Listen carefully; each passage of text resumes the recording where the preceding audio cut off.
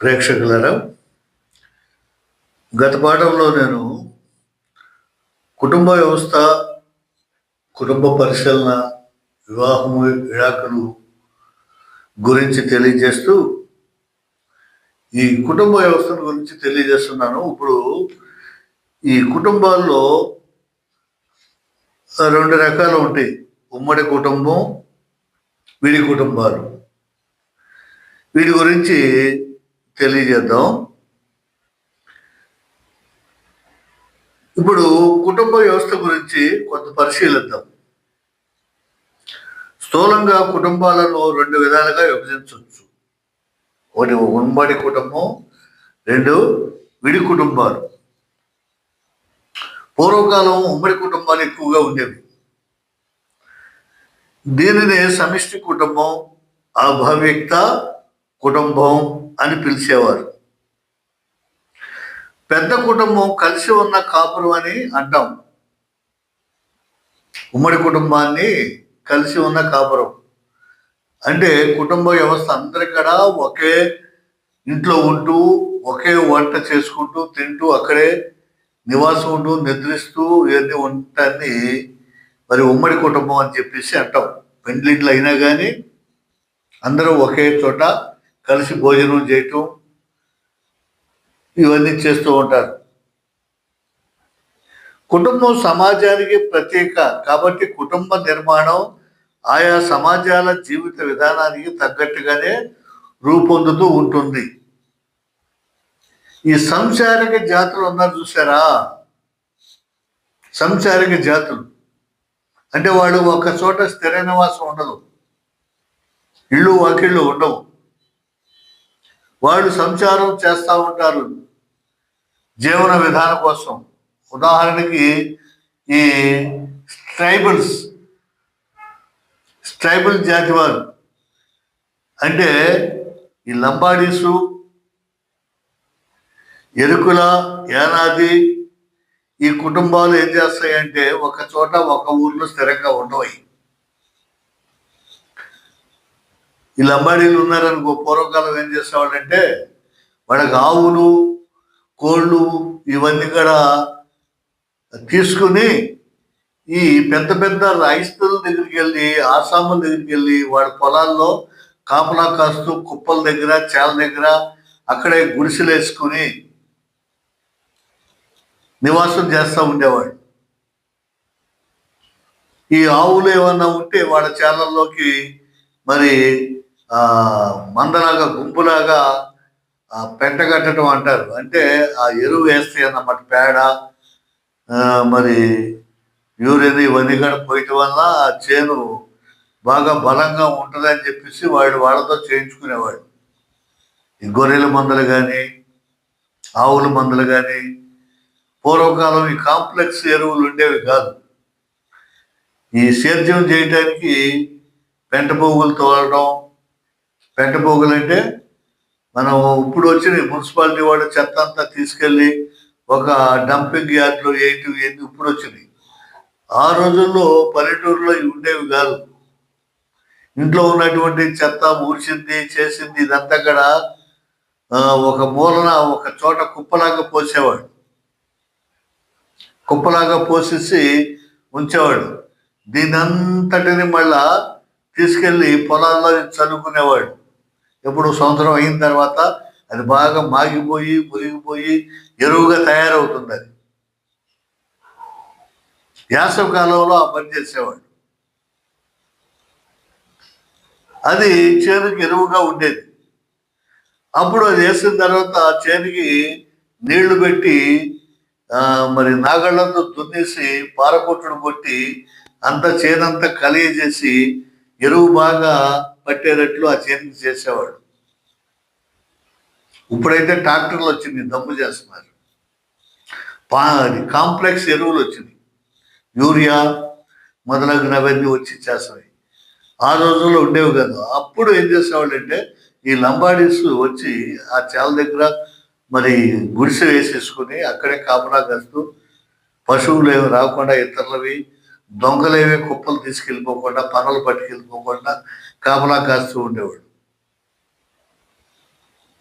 అలాగే గంగిరెద్దులు వాళ్ళు అంటే ఈ గంగిరెద్దులు అంటే ఏంటో తెలుసు అవి అవి ఒక రైతుకి ఆ దొడ్లో పశువులు పుట్టి చనిపోతా ఉన్నాయి అనుకో, వాళ్ళు ఏం చేసేవాళ్ళు అంటే ఈసారి కనుక ఏదన్నా మగ దూడ పుడితే ఆవు జాతిలో దాన్ని ఊరి మీదకి నేను వదిలేస్తాను అని చెప్పేసి దేవతకి కింద నేను వదిలేస్తానని చెప్పేసి దాన్ని వదిలిపెట్టేసేవాడు. అది ఊరంతా తిరుగుతూ దొరికిన చోటలా తింటూ బ్రతికేది. అలాంటి వారిని వీళ్ళు మంచిగా చేసుకుని వాటికి గోపురం లాగా గుడ్డలు కట్టి రంగురంగు క్లాతులు పెట్టి కొమ్ములకి గొడ్డలు చుట్టి వాటిని వీళ్ళు మంచిగా చేసుకుని ఆడిస్తూ డ్యాన్స్ చేపిస్తూ నాట్యం చేపిస్తూ ఆ గంగిరెద్దుని ఇంటికి తీసుకెళ్ళి ఇదిగో బసవన్న వచ్చాడు అని చెప్పేసి వాళ్ళ పొగుడుతూ బసవన్న వచ్చాడురా,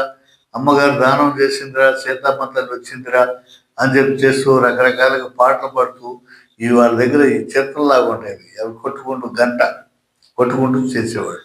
వాటిని మంచిగా చేసుకుని వీళ్ళు వాటిని చేసుకునేవాళ్ళు. అవి గంగిరెద్దు కింద వాడుకునేవాడు. అంతేగాని అంతంత ఎడ్లు కొనడానికి వీళ్ళకి ఎక్కడ స్తోమత ఉండేది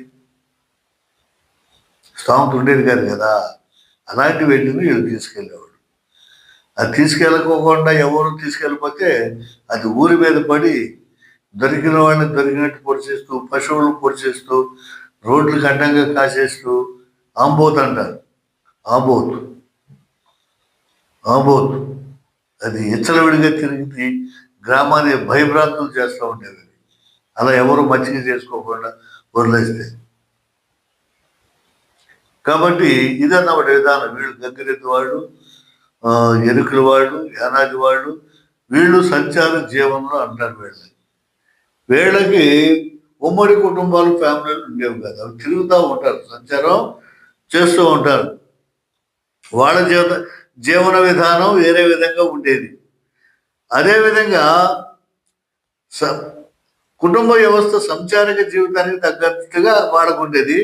వ్యవసాయ కుటుంబానికి సంబంధించిన వాళ్ళైతే వాళ్ళకు జీవన విధానం వేరుగా ఉండేది.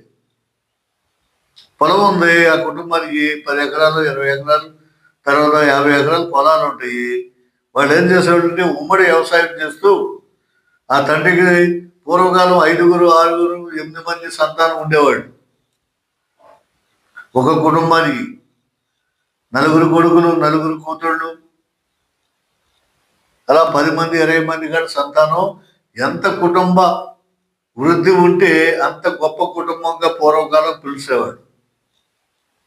ఏమండి మీకు ఎంతమంది పిల్లలండి అని అడుగుతారు, కానీ నీకు ఎంత ఆస్తి ఉంది, ఎన్ని ఎకరాలు ఉందని ఎవరన్నా ప్రశ్నిస్తారా? అడగరు. అది నీకెందుకయా, నాకు ఎన్ని ఎకరాలు ఉంటే, నాకు ఎంత పొలం ఉంటే నీకెందుకయా అంటారు. అది మర్యాద కాదు. ఏమండి పిల్లలు ఎంతమంది, బాగున్నారా? నాకు 6 పిల్లలండి, 3 మగ పిల్లలు 3 ఆడపిల్లలు. ఆ పెద్దవాడు ఆ పని చేస్తున్నాడు, చిన్నవాడు ఈ పని చేస్తున్నాడు, ఇలా చెప్పుకుంటూ ఉంటారు. ఇప్పుడు ఇక్కడ అదే ఆనవాయితీ. కానీ పూర్వకాలం ఎక్కువ మంది సంతానం ఉండటం వల్ల, వ్యవసాయ భూములు ఉండటం వల్ల, వ్యవసాయం మీద ఆధారంగా జీవించటం వల్ల ఉమ్మడి కుటుంబం ఉండేది. కలిసి వ్యవసాయం చేసేవాళ్ళు, కలిసి పనిచేసేవాళ్ళు. వచ్చినటువంటి మరి ధాన్యాగారంలో నిల్వ ఉంచుకునేవాళ్ళు, పురులు కట్టుకునేవాళ్ళు. మరి పాత్ర వేసేవాళ్ళు, భూమిలో మరి ఒడ్డుని దాసేవాళ్ళు అన్నమాట. ధాన్యాన్ని దాచి పాత్రలు వేసేవాళ్ళు, గాజుల్లో ఉంచేవాళ్ళు. ఆ రోజుల్లో రైస్ మిల్లులు మరి ఇవన్నీ కూడా అమ్ముకోవటం కానీ సేల్ చేసుకోవటం కానీ పెద్ద తెలియదు. ఆహారానికి సంబంధించినటువంటి ధాన్యాన్ని తీసి రైస్ మిల్లు తీసుకెళ్ళి ఆడించుకోవడం చేయటం లేదు అని కూడా పూర్వకాలం దప్పుడు బియ్యం ప్రతి ఇంట్లో కూడా ఆ ఇంటి మధ్యలో నెట్టాళ్ళు ఈ దంచడానికి రోకలు ఇవన్నీ ఉండేవి. అవే దంచుకుని మరి ఆ బియ్యాన్ని భోజనం చేసేవాడు, తినేవాడు. ఇది మన పూర్వకాలం యొక్క వ్యవసాయ కుటుంబాల యొక్క వ్యవస్థ. అందరూ ఒక ఇంట్లోనే వంట చేసుకుని కలిసి సహపంక్తి భోజనం లాగా కూర్చుని భోజనం చేసేవాడు. వారి విధానం ఒక రకంగా ఉండేది. తర్వాత సాంప్రదాయక కుటుంబాలు ఉండేవి. ఆ సాంప్రదాయక కుటుంబాలని కొద్దిగా చదువుకున్న వాళ్ళు, లగ్జరీ లైఫ్ అనుభవించేవాడు, ఆస్తుపాస్తులు ఎక్కువగా ఉండేవాడు, ఆ సాంప్రదాయ ప్రకారంగా జీవించేవాడు. రైతులు షావుకారు అనేవాడు. వాళ్ళ విధానం వేరుగా ఉండేది. మీరు అది కొన్ని పాత సినిమాల్లో కూడా మనం చూస్తాం. ఉమ్మడి కుటుంబం ఇలాంటి వాటిలో చక్కగా మనకి అప్పుడు చిత్రీకరించి చూపించేవాడు.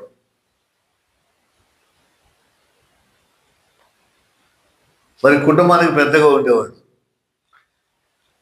సాంఘిక, ఆర్థిక, నాగరిక, సంస్కృతి, సాంప్రదాయాలకు అనుగుణంగా వాళ్ళ కుటుంబం ఉంటుందన్నమాట. సాంప్రదాయబద్ధంగా ఉండటం.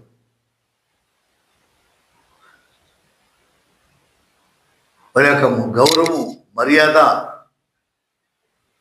కుటుంబానికి పెద్ద, యజమాని, వీళ్ళందరినీ గౌరవించటం, ఒకే మాట మీద ఉండటం, ఆ రకంగా ఉండేది. సమిష్టి కుటుంబ వ్యవస్థ అంతా ప్రాచీనమైంది. ఈ ప్రాచీనమైంది సమిష్టి అందరు కలిసి ఉండటం అనేటటువంటి కుటుంబ వ్యవస్థ అంతా కూడా చాలా పురాతనమైనది, ప్రాచీనమైనది.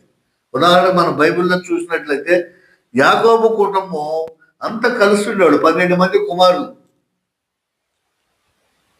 యాకోబుకి 12 మంది కుమారులు. 12 మంది కుమారులు కూడా మరి ఉమ్మడి కుటుంబంగా ఒకే వ్యవసాయం చేసుకుంటూ, మరి ఆ పశువులను కాచుకుంటూ తిరిగి చేస్తున్నటువంటి విధానాన్ని మన బైబిల్లో చూడవచ్చు. మన చక్క ఎక్కడ కనపడుతుందంటే 35 అధ్యాయము, ఆదికాండం 35 అధ్యాయంలో చూస్తే 23వ వచనంలో యాకోబు కుమారులు 12. యాకోబు జ్యేష్ఠ కుమారుడకు రూబేను, షిమ్యోను, లేవి, యోదా, ఇస్సాకారు, జబూలూను వీరు లేయ కుమారులు. రాహేలు కుమారులు యోసేపు, బెన్యామీను. రాహేలు దాసి అయిన బిల్హా కుమారులు దాను, నప్తాలి. లేయ దాసి అయిన జల్పా కుమారులు గాదు, అషేరు. వీరు పద్దనరాములో యాకోబునకు పుట్టిన కుమారులు. వీళ్ళంతా కూడా ఉమ్మడి ఫ్యామిలీ, ఒకే కుటుంబంగా జీవించినట్లు మనం ఆదికాండంలో, బైబిల్లో మనం చూస్తూ ఉంటాం. దీనిలో కుటుంబ సభ్యులంతా ఒకే చోట జీవనం గడిపేవాడు, ఒకచోటే ఉండేవాడు. ఎవరి బాధ్యతలు వారు తెలుసుకుని తమ బాధ్యతలను సక్రమంగా నెరవేర్చుకుంటూ ఉంటారు. ఒక్కొక్కడికి ఒక బాధ్యత. తండ్రికి ఒక బాధ్యత, తల్లిది ఒక బాధ్యత, పెద్ద కుమారుడు ఒక బాధ్యత, చిన్న కుమారుడు ఒక బాధ్యత. ఇవన్నీ ఎవరి బాధ్యతలు వాళ్ళు నెరవేర్చుకుంటూ చేస్తూ ఉండేవారు. ప్రతి విషయంలోనూ పరస్పరం ఆధారపడి జీవిస్తారు. ఒకరి మీద ఒకరు ఆధారపడి చక్కగా వాళ్ళు జీవిస్తూ ఉంటారు. అంతా కలిసిమెలిసి వ్యవహరిస్తారు. ఆస్తిపాస్తులన్నీ సమిష్టిగానే ఉంటాయి. అందరూ కలిసి బుధిస్తారు, నిద్రిస్తారు, కష్టపడతారు, సంభాషించుకుంటారు. సాంప్రదాయిక సమిష్టి కుటుంబంలో సాధారణంగా పురుషులే కుటుంబ యజమానిగా ఉంటారు. ఈ సమిష్టి కుటుంబంలో, సాంప్రదాయకబద్ధమైనటువంటి సమిష్టి కుటుంబంలో మరి పురుషులే యజమానిగా ఉంటారు. పెత్తనం అంతా తండ్రిదే అయి ఉంటుంది. ఆ కుటుంబానికి పెత్తనం అంతా తండ్రిదే అయి ఉంటుంది. ఒకవేళ తండ్రి లేకుంటే పెద్ద కుమారుడు ఆ బాధ్యతను నెరవేరుస్తూ ఉంటాడు. తండ్రి తర్వాత తండ్రి లాంటి వాడు ఆ కుటుంబానికి పెద్ద కుమారుడు. పెద్ద కుమారుడిదే అధికారం. మిగతా వారంతా అతనికి విధేయులై ఉంటారు. ముఖ్యమైన నిర్ణయాలన్నీ అతనే చేస్తాడు. తండ్రి ఉంటే తండ్రి లేదా పెద్ద కుమారుడు చేస్తూ ఉంటాడు. కొన్నిసార్లు భార్యను, కుమారులను సంప్రదిస్తారు. ఏదైనా చిక్కు సమస్య, ఉమ్మడి సమస్య, అందరికి సంబంధించినటువంటి సమస్య ఉండాలనుకుంటే అప్పుడు భార్యను కూడా కుమారులు కూడా సంప్రదిస్తారు. ఏదైనా ఆస్తి కొనుగోలు చేయాలన్నా, ఆస్తి అమ్మాలన్నా, పెళ్లిళ్ళు చేయాలన్నా ఇవన్నీ కూడా సంప్రదించుకుంటూ ఉంటారు. లేకపోతే లేదు. మొత్తానికి అతను చెప్పిందే వేదం, తండ్రి చెప్పిందే వేదం, చెప్పింది వినాల్సిందంటే. ఎదురు మాట్లాడే పరిస్థితి ఉండేది కదా ఆ రోజుల్లో. సాధారణంగా స్త్రీలను ఇంటి పనులకే పరిమితం చేస్తారు. స్త్రీలను ఏం చేస్తారంటే ఇంట్లో పని, వంట, వార్పు, మరి కుటుంబాన్ని చక్కదిద్దుకోవటం, ఇవన్నీ కూడా స్త్రీలకు చెప్పేవాడు. బయట పనులన్నీ పురుషులే నిర్వహిస్తూ ఉంటారు. కుటుంబ బాధ్యతలు, సర్వాధికారాలు కుటుంబ యజమానిదే. సర్వ అధికారం అంతా కూడా కుటుంబానికి సంబంధించినంత యజమానిదే, తండ్రిదే. తండ్రి లేకపోతే పెద్ద కుమారుడిదే. సభ్యులందరూ ఆయన అభిప్రాయాన్ని గౌరవిస్తారు. అతని మాటకు కట్టుబడి అతని అధికారానికి లోబడి ఉంటారు. ఎదురు చెప్పరు, ఎదురు చెప్పడానికి సహజంతరు. చివరికి పిల్లల పెళ్లిళ్ళ విషయాల్లోనూ సంబంధాలు కుదర్చడం, ఇచ్చిపుచ్చుకోవటం, వగైరాలన్నిటిలో కూడా అతని ఇష్టాలే అందరి ఇష్టంగా చలామణి అవుతుంటాయి. ఇక తండ్రి పెళ్లి చేయాలన్నా, పిల్లల్ని ఇచ్చిపుచ్చుకోవాలన్నా, ఏదైనా మరి ఆ కుటుంబ యజమానిదే, అతనికి చెప్పిందే వేదం. ఎదురు చెప్పి మాట్లాడడం అనేది ఉండేది కాదు. అలా ఉండేవాడు. ఇది స్థూలంగా సాంప్రదాయిక సమిష్టి కుటుంబం యొక్క ఒరవడి. ఇది సంప్రదాయ కుటుంబం, ఉమ్మడి కుటుంబం యొక్క ఒరవడి ఈ రకంగా ఉండేది. ఇవి పాత సినిమాల్లో కూడా మనం చూస్తూ ఉంటాం. ఆ మోహన్ బాబు సినిమాలో కానీ, తర్వాత ఈ రజనీకాంత్, మోహన్ బాబు నటించినటువంటి సినిమా పెదరాయుడు సినిమా చూసే ఉంటారు అందరూ. దాంట్లో ఉమ్మడి కుటుంబం ఎలా ఉంటుందో, రజనీకాంత్ మాట తీర్పు ఎలా వరవడి ఉంటుంది, తర్వాత మోహన్ బాబు తర్వాత తమ్ముడు ఎలా పనిచేస్తాడు, కోడళ్ళు భార్య అనుగుణంగా వారి మాట ఎలా వింటారు అనేది చక్కగా మరి ఆ పెదరాయుడు సినిమాలో మనకి ఉమ్మడి కుటుంబాన్ని చక్కగా చూపిస్తాడు. అంత గిదవగాడు ఉన్నాయి అనుకోండి, ఆ రకంగా ఉండేవన్నమాట పెద్దల మాటే అది ఉంటుంది. ఈ సాంప్రదాయిక సమిష్టి కుటుంబ వ్యవస్థలో సర్వసాధారణంగా భార్యాభర్తల మధ్య సంబంధం ప్రశాంతంగానే సాగుతుంటుంది. ఈ సాంప్రదాయ కుటుంబంలో భార్యాభర్తలు, తండ్రి ఆయన ఏం చెప్తే ఏదో తిరిగేది లేదు, మాట్లాడేది లేదు. భార్య కూడా అసలు ఏం మాట్లాడదు. ఇంట్లో పని అంతా ఆవిడ చూసుకుంటుంది, బయట వ్యవహారాలు ఇవన్నీ కూడా భర్త చూసుకుంటాడు. దీనికి ముఖ్యంగా 3 కారణాలు చెప్పుకోవచ్చు. ఇలా చక్కగా సమిష్టిగా జరగడానికి 3 కారణాలు మనం చెప్పుకోవచ్చు. ఒకటి ఏంటంటే ఒక్కరి పెత్తనం మీద కుటుంబం అంతా సాఫీగా నడిచిపోతూ ఉంటుంది. ఆయనకి అప్పచెప్పేసాం, ఆయన చూసుకుంటారు. నలుగురు పెత్తనాలు ఉంటే సాగు, ఒకడు అది అంటాడు, ఒకడు ఇది అంటాడు, రకరకాలుగా ఉంటుంది ఒకరి పెత్తనం. తర్వాత స్త్రీ పురుషులకు వేరు విధులు ఉంటావు. స్త్రీ పురుషులకి ఎవడి పని వాడికి అప్పచెప్పేసి వాడి పని వాడు చేసుకుపోతూ ఉంటారు. మూడవది వ్యక్తిగత ఇష్టాలకు కోరికలకు ఆస్కారం లేకపోవటం. దీనివల్ల ఇంట్లో సమస్యలు కూడా తక్కువే. ఎవడికి వ్యక్తిగత ఇష్టాలు ఉండవు. నేను చెప్పినట్టు అనాలి, నా మాట ఇది, నేను చేయను అంటాకి ఏం లేదు. తండ్రి ఏం చెప్తే ఆయనగా మనకి ఆయనే మనం పెద్ద దిక్కు. ఆయన చెప్పినట్టు మనం వినాలి, ఆయన గౌరవించాలి. మన వంశ సాంప్రదాయం ఇది, ఆ సాంప్రదాయ ప్రకారం ఇలా ఎంతుందని చెప్పేసి సర్దుకోవటం వల్ల సమస్యలు ఏమి ఉండేవి కాదు. ఒద్దిగా అలవాటు పడుతుంది, ఒద్దిగ్గా ఉంటారు, అలవడుతుంది. పెద్ద చిన్న అనే గౌరవం కలిగి అందరూ సమిష్టంగా కుటుంబం పరువు ప్రతిష్టలకు అభివృద్ధికి పాటుపడుతూ ఉంటారు. పెద్ద ఆయన చెప్పినట్టు వినాలి, నాన్న చెప్పినట్టు వినాలి, అన్నయ్య చెప్పినట్టు వినాలి. వదిన అంటే తల్లితో సమానం, వదిన్ని ఈ రకంగా గౌరవించాలి అనేది అలా ఉండటం వల్ల అసలు గొడవలు ఏమి ఉండేవి కావు. తల్లి తండ్రి భార్య భర్త తోబుట్టులు పిల్లలు అనే అనురాగ సంబంధ బాంధవ్యాలు కుటుంబ వ్యక్తుల మధ్య పెనవేసుకుంటాయి. ఈ సంబంధ బాంధవ్యాలన్నీ కూడా కుటుంబం మధ్య పెనవేసుకుపోతాయి. అలా ఉండేది ఉమ్మడి కుటుంబం పూర్వకాలం.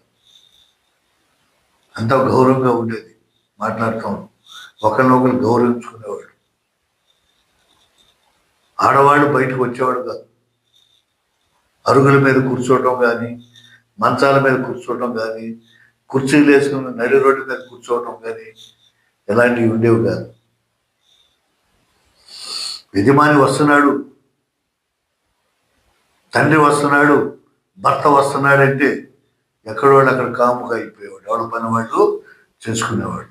వాళ్ళకి ఎదురు మాట్లాడటం, ఎదురుగా నిలబడటం అని చెప్పేసి ఇది అసలు ఉండేది కాబట్టి ఉండదు. కాబట్టి ప్రశాంతంగా సంసార జీవితం గడిచిపోతా ఉండేది. ఇది తరతరాలుగా అంగీకరించబడిన సనాతన కుటుంబ వ్యవస్థ. మన భారతదేశంలో ఎప్పటి నుంచో అంగీకరించబడుతున్నటువంటి ఈ కుటుంబ వ్యవస్థ ఇది. పూర్వం నుంచి వస్తున్నటువంటి ఈ సాంప్రదాయిక వ్యవస్థ కుటుంబం, ఈ ఉమ్మడి కుటుంబం. ఇందులో భార్య, భర్త, తల్లిదండ్రులు, బిడ్డల మధ్య సంబంధం విడరానిది. అసలు ఎంత గౌరవించుకుంటారంటే మాటల్లో కానీ ఆచి తూచి మాట్లాడుకునేవాడు, గౌరవించుకునేవాడు, ఎదురుపడేవాడు కాదు. చూడండి, పెద్దరాయుడు చూడండి అసలు ఎంత సాంప్రదాయబద్ధంగా సినిమా తీశాడంటే ఆ ఉమ్మడి కుటుంబం అనేది చక్కగా కనిపిస్తుంది. పాత ఉమ్మడి కుటుంబంలో మరి ఎస్వై రంగారావు కూడా ఎంత చక్కగా మరి యాక్షన్ చేసి ఉంటాడు తెలుసా. ఆ కుటుంబంలో అన్నదమ్ములు, బాంధవ్యాలు, భార్యాభర్తలు.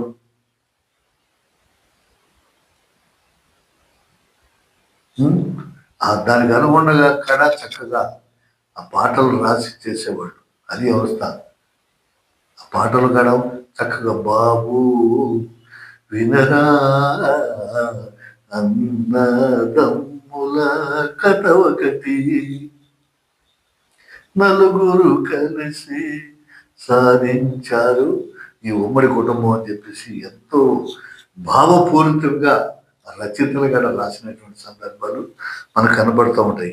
కాబట్టి ఒకరి బంధాలు ఒకరు చక్కగా విడరాని విధంగా ఉండే విధంగా అవి ఉండేవి. ఎడలేనిదిగా భావించబడింది. అయితే ఇందులో సాధారణంగా పురుషులకే అధికారం ఉండటం, స్త్రీలు కేవలం ఇంటికి మాత్రమే పరిమితం కావటం, తప్పైనా ఉప్పైనా పెద్దల మాటకే పిన్నలు లొంగి ఉండటం గమనించదగినటువంటి విషయాలు. కుటుంబ యజమానికి మగవాళ్ళకే అధికారాలు ఉండటం, స్త్రీలు ఇంటి పనులకే పరిమితం అవడం అనేది అది తప్పవనే ఒప్పవనే పెద్దల మాటకే పిన్నలు చిన్నవాళ్ళు లొంగి ఉండటం అనేది గమనించదగినటువంటి విషయాలు. ఆనాటి మత బోధకులైతేనేమి, సామాజిక పరంగా అయితేనేమి, వివాహం యొక్క ముఖ్యోద్దేశము సంతాన ప్రాప్తి అనే భావించబడేది. వివాహం యొక్క ముఖ్య ఉద్దేశం ఏమిటంటే మంచి సాంప్రదాయకమైనటువంటి పెండ్లిండ్లు, సంబంధాలు చూసుకుని ఇలాంటి కుటుంబ వ్యవస్థలు ఎదుగుని సంతానం పొందటం. సంతానం అనేది దేవుడిచ్చినటువంటి వరం, భగవంతుడిచ్చినటువంటి వరంగా భావించి ఈ ఉమ్మడి కుటుంబాలు ఆ రోజుల్లో మరి భారతదేశం అంతా కూడా విలసిల్లుతా ఉంటాయి. ఏ జాతి అయినా సరే, ఏ మతం అయినా సరే ఈ ఉమ్మడి కుటుంబానికి చాలా ప్రాధాన్యత సంతరించుకుంటూ ఉండేది. భార్యాభర్తల బంధం విడరాని బంధంగా బోధింపబడింది. కానీ అందులో గల లైంగిక పరమైన అంశాల గురించి చర్చించడం పాపమని భావించేవాడు. ఇక లైంగిక పరమైన అంశాలు ఉంటే చూసారా, అవి వాటిని అసలు చర్చించుకోకూడదు, అది చాలా పాపం చేసేవాడు. గురువులు కూడా అలాగే బోధించేవారు. ఎంతసేపు సాంప్రదాయంగా ఉండాలి, కుటుంబ గౌరవం కాపాడుకోవాలి, చేసుకోవాలి అని చెప్పేసి అలా గురువులు బోధించేవాళ్ళు. కుటుంబ వ్యవస్థ కానీ అలా ఉండేది. ఒక యువకుడు మాట్లాడుతూ కనబడితే అనుమానంగా చూసేవాళ్ళు. ఆ అబ్బాయి ఎవరు, ఈ అబ్బాయి ఎవరు, ఏంటి రోడ్డెక్కి మాట్లాడుకుంటున్నారు, సందుల్లో మాట్లాడుకుంటున్నారు, చేస్తున్నారు అని చెప్పేసి అనుమానంగా చూసేవారు. అలాగే వరకట్న విధానాన్ని ఒక దురాచారంగా భావించగా ఒక సాంప్రదాయంగా భావించి ప్రోత్సహించేవారు. కట్నం తీసి పెళ్లి చేసుకోవటం అది ఒక సాంప్రదాయం. అది ఆ సాంప్రదాయం ఎప్పటి నుంచి వస్తున్న సాంప్రదాయాన్ని కొనసాగించుకుందాం అనేవాళ్ళే కానీ అది తప్పు, అది దురాచారం అనే విధంగా వాడు చూసేవాళ్ళు కాదు. ఈ రకంగా మరి ఈ ఉమ్మడి కుటుంబాలు వెలసిల్లుతూ ఉండేవి.